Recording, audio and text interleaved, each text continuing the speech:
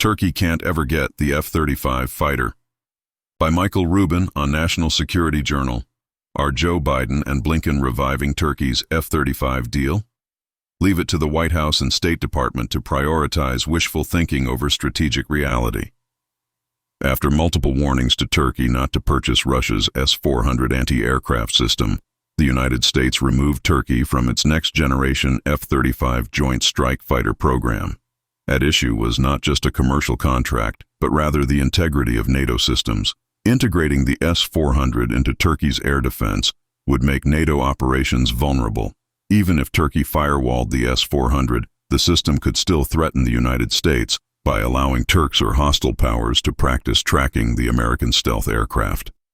As part of Secretary of State Antony Blinken's obsequious approach to President Recep Tayyip Erdogan, he offered the Turkish leader F-16s and F-16 upgrades in exchange for Turkey lifting its de facto veto over Sweden's NATO accession.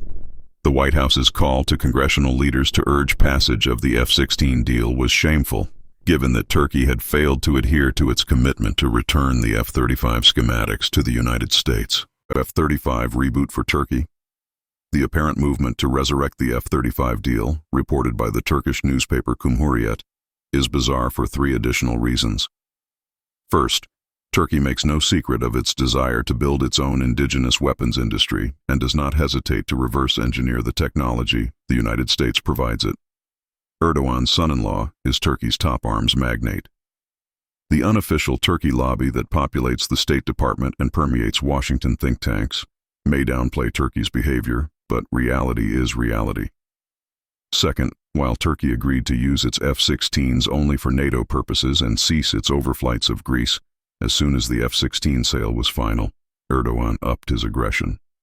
Today, Turkey bombs civilian infrastructure in northeastern Syria in pursuit of its anti-Kurdish ethnic cleansing campaign. The bombing of Iraq by Turkish F-16s has started forest fires.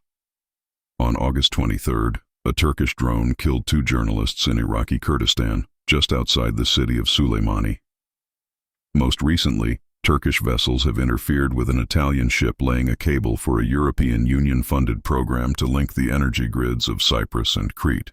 While Turkey did not sue its F-16s in all these operations, they enhanced Turkey's sense of deterrence and led Erdogan to believe he could act with impunity. Finally, Turkey is a terror sponsor. Its support for Hamas has increased. Turkey's ambassador to Iran has stated that Turkey should bring both the United States and Israel to its knees. There is simply no difference today between providing Turkey with advanced weaponry and offering Iran the same technologies. In both cases, the regimes will use the weaponry against U.S. interests, if not the interests of the Americans themselves. Outgoing U.S. Ambassador Jeffrey Flake brags about his role in securing the F-16s for Turkey and seems oblivious about Turkey's support for Hamas as he argues Turkey should have a greater role in Gaza. His lack of introspection and recognition of the damage Turkey now does in the region is symptomatic of a larger problem. With such U.S. permissiveness toward Turkey, it should not surprise that Erdogan's behavior has worsened and that Turkey now accelerates its efforts to undercut regional security in pursuit of Islamists Russia and Iran. The stakes could not be higher. Biden, Blinken, and National Security Advisor Jake Sullivan promised congressional leaders the F-16 sale to Turkey would improve U.S. and NATO security. The opposite was true.